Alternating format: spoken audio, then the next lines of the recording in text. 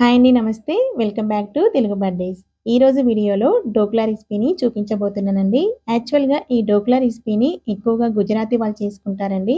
దీన్ని బ్రేక్‌ఫాస్ట్‌గా అయినా తీసుకోవచ్చు, లేదంటే స్నాక్స్‌గా అయినా తీసుకోవచ్చు.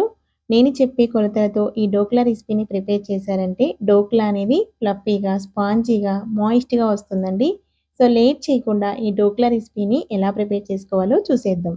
దీనికోసం ముందుగా ఒక బౌల్‌లోకి 1 కప్ శనగపిండిని, 1 కప్ సూజీ రవ్వని తీసుకోండి. నెక్స్ట్ ఇందులోకి హాఫ్ టేబుల్ స్పూన్ ఉప్పు, పావు టేబుల్ స్పూన్ పసుపు, చిటికెడు ఇంగువ, పావు టేబుల్ స్పూన్ పచ్చిమిర్చి తరుగు, పావు టేబుల్ స్పూన్ అల్లం తరుగు, హాఫ్ టేబుల్ స్పూన్ పంచదార, 1 కప్ పెరుగును వేసి అన్నిటిని బాగా మిక్స్ చేయండి. గరిటెతో గానీ, లేదంటే విస్కర్‌తో గానీ కొన్ని వాటర్ యాడ్ చేసుకుంటూ ఈ పిండి అంతటిని ఒకే డైరెక్షన్‌లో బాగా కలపండి. పిండి కన్సిస్టెన్సీ అనేది దోస పిండి కంటే కొంచెం థిక్‌గా ఉండాలండి. నేనైతే ఇక్కడ 1 కప్ దాంతో పాటు ఎక్స్‌ట్రా 2 టేబుల్ స్పూన్ వరకు వాటర్‌ని యాడ్ చేశానండి. పిండి అంతటిని బాగా మిక్స్ చేశాక 1 టేబుల్ స్పూన్ ఆయిల్ వేసి మళ్ళీ ఒకసారి పిండి అంతటిని ఒకే డైరెక్షన్‌లో బాగా మిక్స్ చేయండి. నెక్స్ట్ ఇప్పుడు దీనిపైన మూత పెట్టి ఒక 15 నిమిషాల వరకు అలాగే వదిలేయండి. ఈలోపు డోక్లాలోకి ఒక చట్నీని ప్రిపేర్ చేసుకుందాం.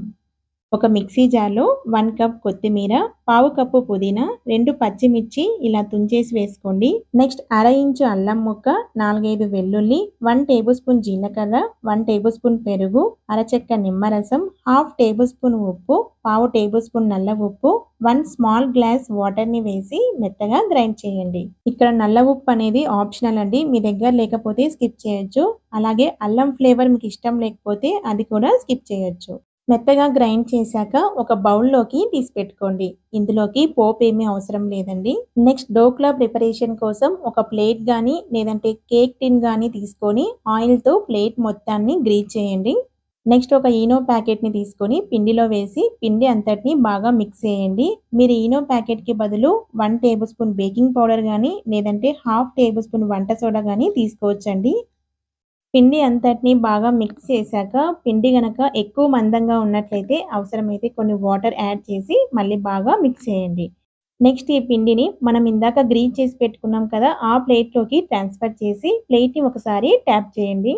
నెక్స్ట్ ఈ పిండి పైన చిల్లీ ఫ్లేక్స్‌తో గానీ, లేదంటే కారం పొడినైనా స్ప్రింకిల్ చేయండి. బట్ ఇది పూర్తిగా ఆప్షనల్ అండి.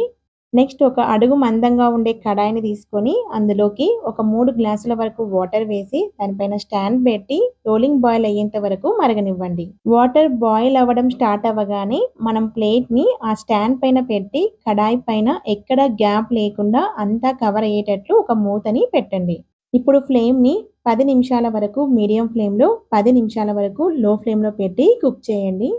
అంటే టోటల్‌గా 20 నిమిషాల వరకు కుక్ చేసుకోవాలండి. 20 నిమిషాల తర్వాత ఒకసారి మూత తీసి టూత్ పిక్‌తో ఒకసారి పిండి పైన గుచ్చి తీయండి. టూత్ పిక్‌కి పిండి ఏమీ అతుక్కోకుండా వస్తే డోక్లా అనేది చక్కగా కుక్ అయినట్లండి. లేదంటే మరో 5 నిమిషాలు గానీ, 10 నిమిషాలు గానీ లో ఫ్లేమ్‌లో పెట్టి కుక్ చేయండి సరిపోతుంది. డోక్లా చక్కగా కుక్ అయిన తర్వాత ప్లేట్‌ని రిమూవ్ చేసి డోక్లా రూమ్ టెంపరేచర్ వచ్చేంత వరకు పక్కన పెట్టండి.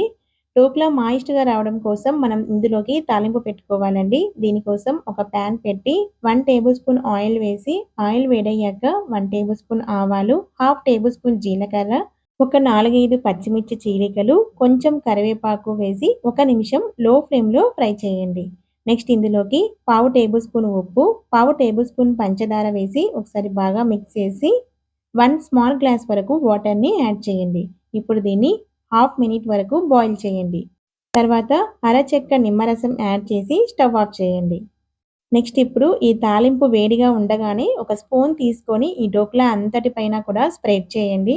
దీనివల్ల డోక్లా అనేది స్పాంజీగా, మాయిస్ట్‌గా ఉంటుందండి. ఇలా ప్రిపేర్ చేసుకున్న డోక్లాని మనం ఇందాక ప్రిపేర్ చేసుకున్నాం గదా! ఆ చట్నీతో కలిపి సర్వ్ చేసుకోవచ్చండి. లేదంటే పచ్చిమిర్చితో కలిపి తీసుకోవచ్చండి. ఎలా తిన్నా కూడా డోక్లా అనేది చాలా టేస్టీగా ఉంటుంది. బట్ వేడిగా ఉన్నప్పుడే ఈ డోక్లాని తీసుకోవాలండి. చల్లగా అయ్యే కొద్దీ డోక్లా అనేది గట్టిపడుతుంది. అంత టేస్ట్ అనేది ఉండదు. ఇదండి ఇవాల్టి రెసిపీ. చాలా టేస్టీగా ఉంటుంది. తప్పకుండా ట్రై చేయండి. ట్రై చేశాక మీకెలా వచ్చిందనేది నాతో కామెంట్ బాక్స్‌లో షేర్ చేసుకోవడం మర్చిపోద్దండి. ఈ రెసిపీ గనక మీకు నచ్చినట్లయితే లైక్ చేసి మీ ఫ్రెండ్స్‌కి, రిలేటివ్స్‌కి కూడా షేర్ చేయండి. మరిన్ని సింపుల్ అండ్ టేస్టీ రెసిపీస్ కోసం తెలుగు బడ్డీ ఛానెల్‌ని సబ్స్క్రైబ్ చేయండి. Thank you for watching.